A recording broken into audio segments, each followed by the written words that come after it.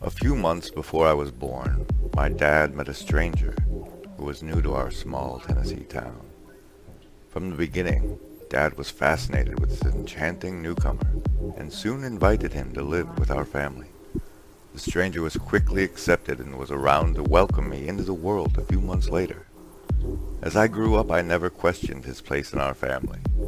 Mom taught me to love the Word of God. Dad taught me to obey it. But the stranger was our storyteller.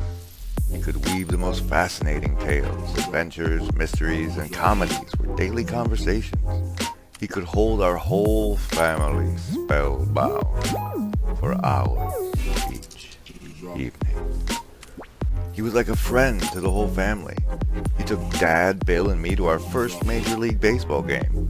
He was always encouraging us to see the movies, and he even made arrangements to introduce us to several movie stars. The stranger was an incessant talker. Dad didn't seem to mind, but sometimes Mom would quietly get up, while the rest of us were enthralled with one of his stories of faraway places, and go to her room, read her Bible, and pray. I wonder now if she ever prayed that the stranger would leave. You see, my dad ruled our household with certain moral convictions, but the stranger never felt an obligation to honor them.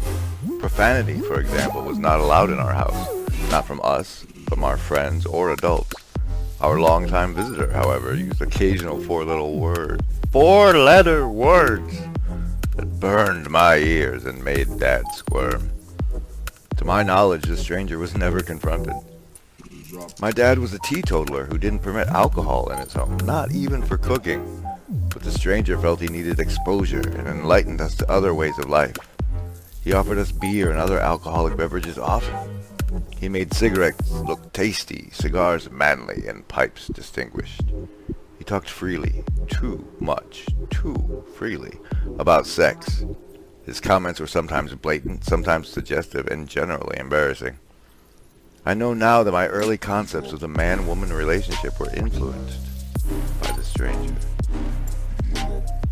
As I look back, I believe it was the grace of God that the stranger did not influence us more. Time after time he opposed the values of my parents, yet he was seldom rebuked and never asked to leave.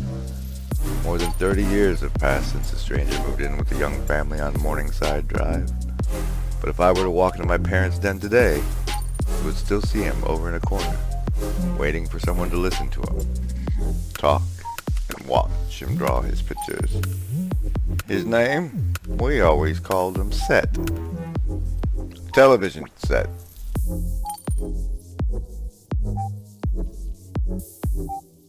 Drop.